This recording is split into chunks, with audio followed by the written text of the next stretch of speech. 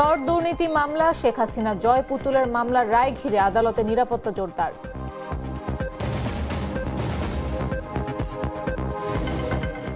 প্রাথমিকে লাগাতার কর্মবিরতি শুরু, বার্ষিক পরীক্ষা ঘিরে সংশয়।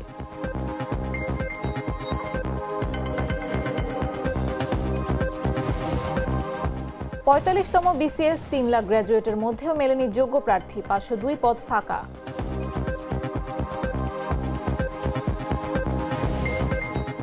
গিনি বিসাউয়ে সেনা অভ্যুত্থান, ক্ষমতা দখল প্রেসিডেন্ট আটক।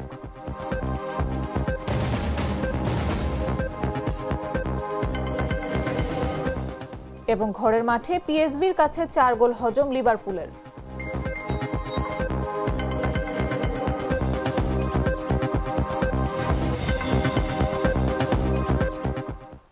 বেলা ১১টা নিউজে সবাইকে আমন্ত্রণ। সাথে আছে আমি নাফিস আব্দুল্লাহ। সরিষার দানা থেকে তৈরি হয় প্রাণ সরিষার তেল, আসল ঝাঁঝে আসল স্বাদে।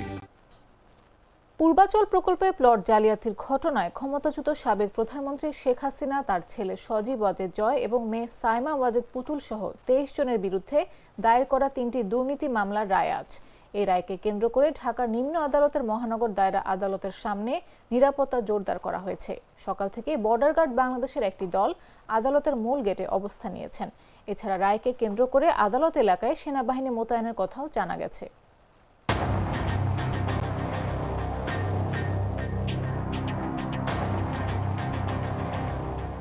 পূর্বাচল নতুন শহর প্রকল্পে ক্ষমতার অপব্যবহার করে সরকারি জমি বরাদ্দ নেওয়ার অভিযোগে দুর্নীতি দমন কমিশনের করা বহুল আলোচিত ৩ মামলার রায় ঘোষণা করা হবে আজ।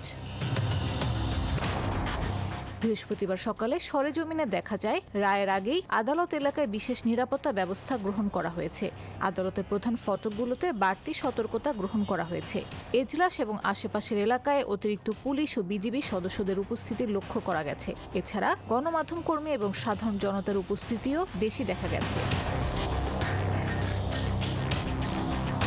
মহানগর পুলিশের প্রসিকিউশন বিভাগের জ্যেষ্ঠ সহকারী পুলিশ কমিশনার শহীদুল ইসলাম জাগো নিউজকে বলেন, নিয়মিত নিরাপত্তা ব্যবস্থার পাশাপাশি পাবলিক অর্ডার ম্যানেজমেন্টের 2 প্লাটুন পুলিশ সদস্য দায়িত্ব পালন করছেন। সঙ্গে রয়েছেন বিজিবির আরও 2 প্লাটুন সদস্য। মামলাগুলোতে সাবেক প্রধানমন্ত্রী শেখ হাসিনা, তার ছেলে সজীব ওয়াজেদ জয়, মেয়ে সাইমা ওয়াজেদ পুতুল সহ মোট ৪৭ জন আসামি। তাদের বিরুদ্ধে ক্ষমতার অপব্যবহার, সরকারি প্লট অবৈধভাবে গ্রহণ, জালিয়াতি ও সরকারি সম্পত্তি আত্মসাতের অভিযোগ আনা হয়েছে। প্রথম মামলাটি করা হয় গত 14 জানুয়ারি, যেখানে শেখ হাসিনা সহ 8 জনকে অভিযুক্ত করা হয়। তদন্ত শেষে চার্জশিটে এই সংখ্যা বেড়ে দাঁড়ায় 12 জনে। আসামিদের মধ্যে রয়েছেন পুরবী গোলদার, খুরশিদ আলম, নাসির উদ্দিন, মেজর শামসুদ্দিন আহমদ চৌধুরী, নায়েব আলী শরীফ, কাজী ওয়াসিউদ্দিন, শহীদুল্লাহ খন্দকার ও সাবেক প্রতিমন্ত্রী শরীফ আহমেদ। দ্বিতীয় মামলায় শেখ হাসিনা ও সজীব ওয়াজেদ জয় সহ 17 জনকে চার্জশিটভুক্ত করা হয়। এই মামলার আসামিদের মধ্যে রয়েছেন সাইফুল ইসলাম সরকার, পুরবী গোলদার, কাজী ওয়াসিউদ্দিন, শহীদুল্লাহ খন্দকার, আনিসুর রহমান মিয়া, নাসির উদ্দিন, মেজর শামসুদ্দিন, নুরুল ইসলাম, মোহাম্মদ সালাউদ্দিন ও সাবেক প্রতিমন্ত্রী শরীফ আহমেদ। তৃতীয় মামলায় শেখ হাসিনা ও সাইমা ওয়াজেদ পুতুল সহ 18 জনকে অভিযুক্ত করা হয়েছে। অভিযোগে উল্লেখ করা হয়েছে জাল রেকর্ডপত্র তৈরি, অবৈধভাবে প্লট বরাদ্দ নেওয়া ও সরকারি সম্পত্তি আত্মসাতের সুযোগ সৃষ্টি। দুর্নীতি দমন কমিশনের পাবলিক প্রসিকিউটর মইনুল হাসান জাগো নিউজকে বলেন, গত 31 জুলাই আদালত 3 মামলারই অভিযোগ গঠন করে বিচার শুরুর নির্দেশ দেন। দীর্ঘ শুনানি ও যুক্তিতর্ক শেষে কিছুক্ষণ পরেই রায় ঘোষণা হবে। সারা দেশের মানুষ বিষয়টি নজরে রেখেছে। প্রতিশ্রুতি অনুযায়ী সরকার 11তম গ্রেড সহ 3 দফা দাবি বাস্তবায়ন না করায় এবার লাগাতার কর্মবিরতি শুরু করেছেন সরকারি প্রাথমিক বিদ্যালয়ের সহকারী শিক্ষকরা। বৃহস্পতিবার থেকে সারা দেশের সব প্রাথমিক বিদ্যালয়ে এই কর্মসূচি শুরু করেন তারা। দাবি পূরণ না করা পর্যন্ত তারা কর্মবিরতি চালিয়ে যাবেন। প্রয়োজনে বার্ষিক পরীক্ষাও বর্জন করার হুঁশিয়ারি দিয়েছেন শিক্ষকরা। প্রাথমিক শিক্ষক দাবি বাস্তবায়ন পরিষদ লাগাতার এই কর্মবিরতির ডাক দিয়েছেন। বুধবার রাতে সংগঠনটির 5 জন আহ্বায়কের সই করা বিজ্ঞপ্তিতে এই কর্মসূচি ঘোষণা করা হয়। এর আগে গত 25 নভেম্বর থেকে 3 দিনের কর্মবিরতির ডাক দেয় প্রাথমিক শিক্ষক সংগঠন ঐক্য পরিষদ। তাদের ডাকা কর্মবিরতি চলছে। এরই মধ্যে প্রাথমিক শিক্ষক দাবি বাস্তবায়ন পরিষদ লাগাতার কর্মবিরতির ডাক দিল। এদিকে আগামী 8 ডিসেম্বর থেকে দেশের সরকারি প্রাথমিক বিদ্যালয়ে বার্ষিক পরীক্ষা শুরু হওয়ার কথা। শিক্ষকদের এই কর্মবিরতিতে বার্ষিক পরীক্ষা ঘিরে অনিশ্চয়তা দেখা দিয়েছে।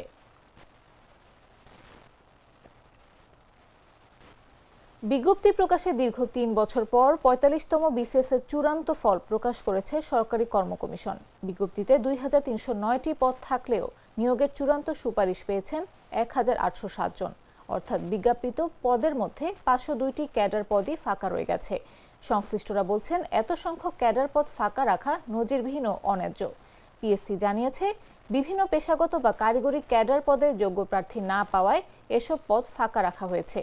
সেখানে মনোনয়ন দেওয়ার মতো উপযুক্ত প্রার্থী পাওয়া যায়নি। পরবর্তী বিসিএসে এসব পদে পুনরায় জনপ্রশাসন মন্ত্রণালয়ের চাহিদা নিয়ে বিজ্ঞপ্তি প্রকাশ করা হবে। এদিকে এত সংখ্যক শূন্যপদ ফাঁকা রেখে চূড়ান্ত সুপারিশ করায় পিএসসির প্রতি ক্ষুব্ধ চাকরি প্রার্থীরা। তাদের অভিযোগ, প্রিলিমিনারি ও লিখিত পরীক্ষায় কম প্রার্থীকে উত্তীর্ণ করায় শেষ দিকে আর যোগ্য প্রার্থী পাচ্ছে না পিএসসি। অথচ ৩ বছর ধরে একটি বিসিএস এর জন্য অপেক্ষা করেন লাখ লাখ উচ্চশিক্ষিত বেকার। যোগ্য প্রার্থী না পাওয়ায় ক্যাডার পদ ফাঁকা রাখাকে পিএসসির অদূরদর্শিতা দায়ী বলে অভিযোগ তাদের।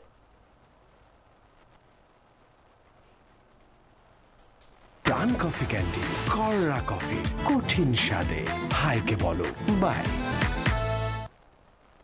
পটুয়াখালীর কুয়াকাটায় প্রায় ৩ কোটি টাকার সড়ক সংস্কারে অনিয়ম দুর্নীতির অভিযোগ উঠেছে।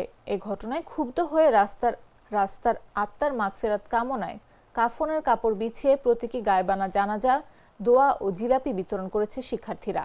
এর আগে সকালে পরিদর্শনে এসে কাজের অনিয়ম প্রমাণ পেয়ে কাজ বন্ধ করে দেন জেলা নির্বাহী প্রকৌশলী।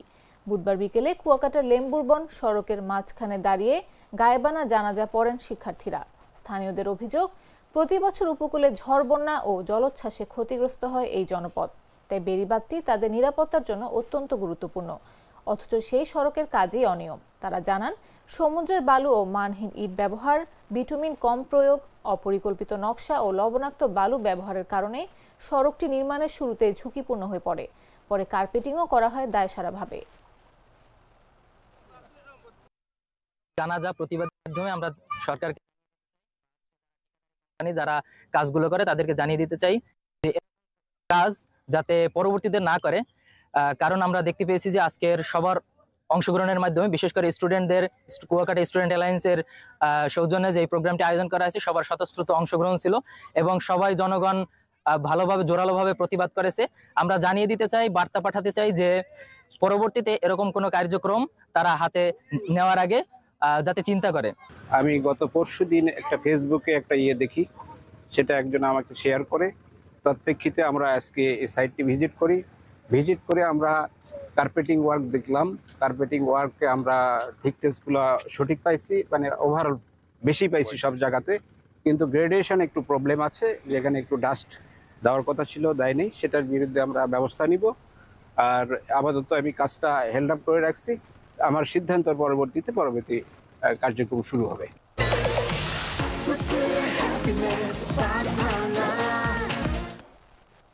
জানাবো আন্তর্জাতিক সংবাদ।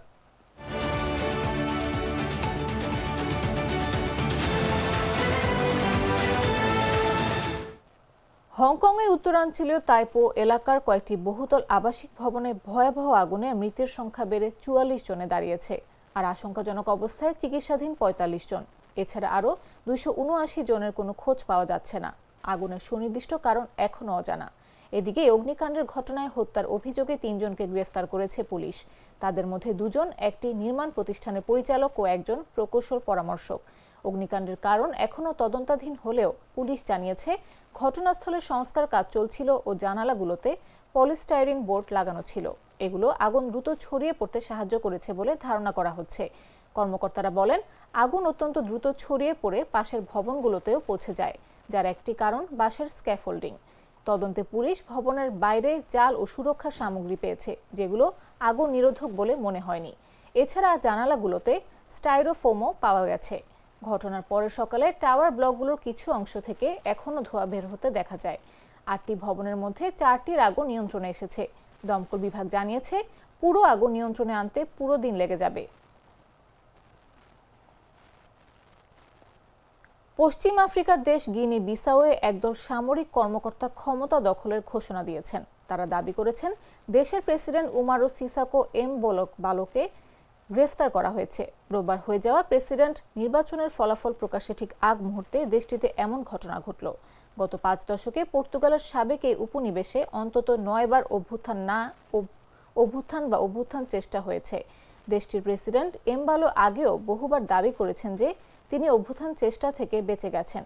তবে সমালোচকদের অভিযোগ, তিনি কখনো কখনো ইচ্ছাকৃতভাবে সংকট সৃষ্টি করেন যাতে বিরোধীদের দমন করা যায়। বুধবার দুপুরে রাজধানী বিসাওয়ে গুলির শব্দ শোনা যাওয়ার কিছুক্ষণের মধ্যেই সরকার সংশ্লিষ্ট একাধিক সূত্র বিবিসিকে জানায় এমবালোকে গ্রেফতার করা হয়েছে। পরে ওই কর্মকর্তারা রাষ্ট্রীয় টেলিভিশনে উপস্থিত হয়ে জানান তারা নির্বাচনী প্রক্রিয়া স্থগিত করেছেন। এমন পরিস্থিতির মধ্যে বুধবার বিকেলে ফ্রান্স 24-কে ফোনে এমবালো বলেন, আমাকে ক্ষমতাচ্যুত করা হয়েছে। এরপর সরকার সংশ্লিষ্ট সূত্র বিবিসিকে জানায় দিয়াস পেরেইরা ও স্বরাষ্ট্র মন্ত্রী বোচে কান্দেকেও আটক করা হয়েছে।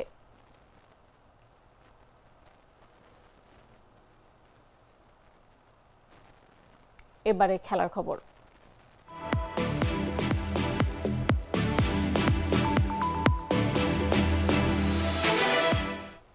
ইংলিশ প্রিমিয়ার লিগে নটিংহাম ফরেস্টের বিপক্ষে পরাজয়ের তিক্ত অভিজ্ঞতা এখনো ভুলতে পারেনি লিভারপুল। তার আগে চ্যাম্পিয়ন্স লিগে পিএসভির কাছে বিধ্বস্ত হতে হয়েছে 4-1 ব্যবধানে। বুধবার অ্যানফিল্ডে এই হারের মধ্য দিয়ে সবশেষ 12 ম্যাচে 9টিতেই হেরেছে ক্লাবটি। 1953 সালের পর 71 বছরের মধ্যে সবচেয়ে বাজে সময় পার করছে আর্নে স্লটের শিষ্যরা। পিএসভি ম্যাচে লিড নেয় 6ষ্ঠ মিনিটেই ইভান পেরিসিচের সফল স্পটিকেই গোলের দেখা পায় ক্লাবটি। বক্সের ভেতর ভার্জিল ফন ডাইকের হাতে বল লাগলে পেনাল্টি পেয়ে যায় পিএসভি।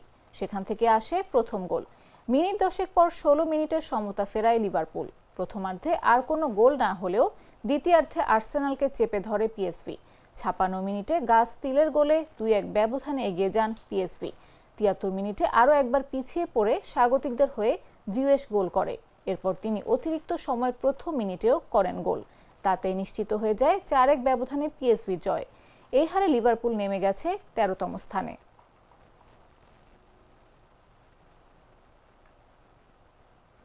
সংবাদ শেষ করার আগে শিরোনামগুলো জানিয়ে দিচ্ছি আরো একবার।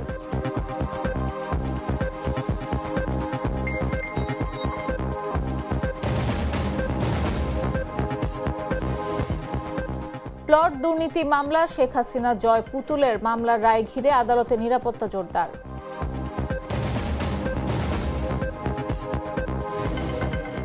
প্রাথমিকে লাগাতার কর্মবিরতি শুরু, বার্ষিক পরীক্ষা ঘিরে সংশয়।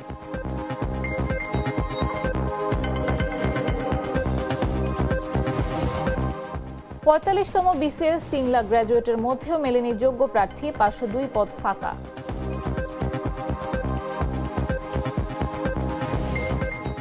গিনি বিসাওয়ে সেনা অভ্যুত্থান, ক্ষমতা দখল, প্রেসিডেন্ট আটক।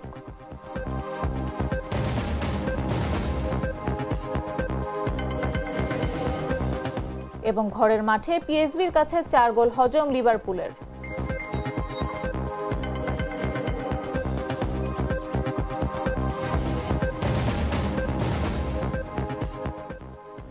দর্শক, এই ছিল এখনকার মতো।